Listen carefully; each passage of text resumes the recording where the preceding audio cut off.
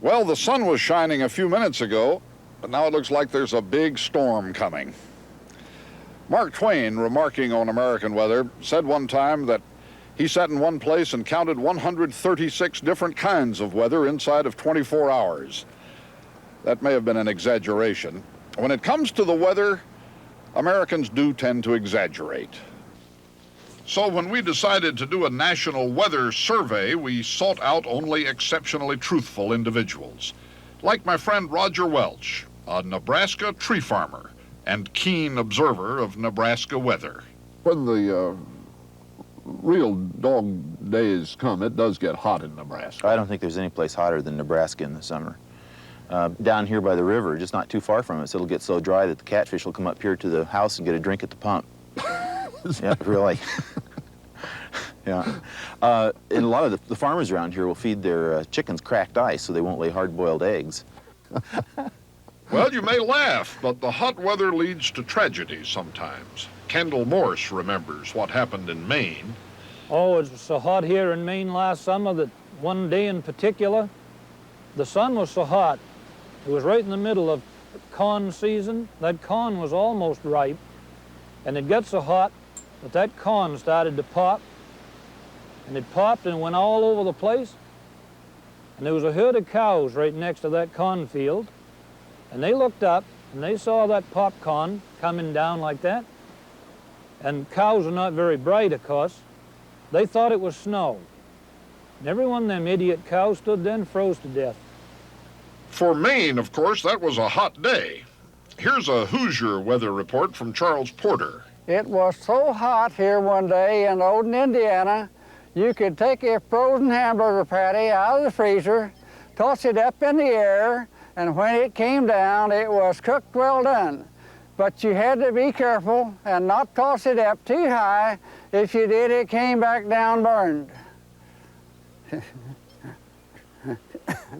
We went to Arizona in midsummer to ask Jim Griffith how he and his neighbors are holding up. It does get a little bit warm. Now, Joe Harris says it usually gets so hot and dry in the summertime that he's got to prime himself before he can spit.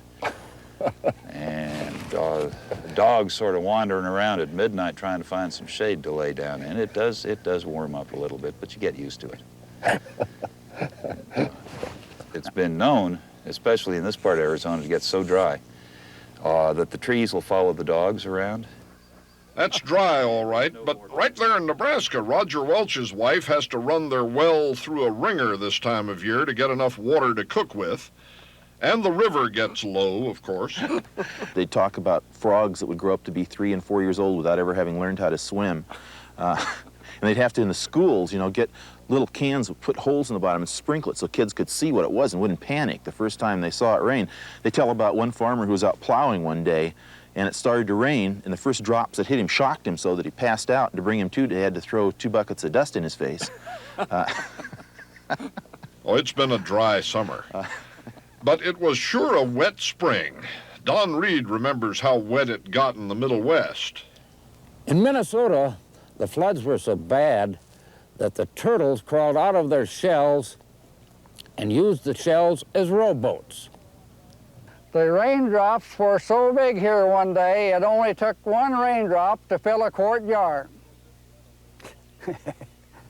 Big as those Indiana raindrops were, they weren't as big as some Ed Bell remembers from a Texas storm back in '73. There was one place there that I noticed that raindrops nearly as big as number 3 wash tub, and they formed a kind of a marching pattern coming straight down, one right behind the other, and it wore a hole in the ground that we used for a well, and 10 years later we are still drawing rainwater out of that well. What rain they get in the Great Plains comes all at once, 8 or 10 inches in one day, and that's it for the year. Every farmer has a little lane out to the highway, and the rains in the plains fall mainly on the lanes. Like this road of mine, there's some holes out here you can run set lines in and catch fish out of the road. And there's one farmer who talked about finally having to go into town, walk into town, because his wagon wouldn't get up his lane.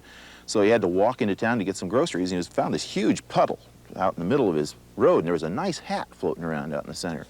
So he reached out with his foot and kicked in this hat, and there's a guy's head under it. So he got down on his hands, his knees, and he said, "Are you all right, stranger?" And the guy said, "Well, I guess so. I'm on horseback."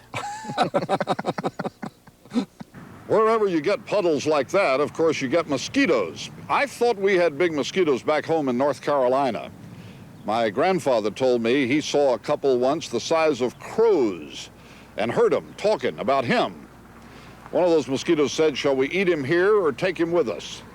The other one said, "Well, we better eat him here. If we take him with us, the big guys will take him away from us." What surprised me was to learn that they grow mosquitoes bigger than that out west. They get reasonably good sized. Not so big that you can't shoot them down with a scatter gun. You know, you don't have to take a rifle to them, but they get pretty good sized.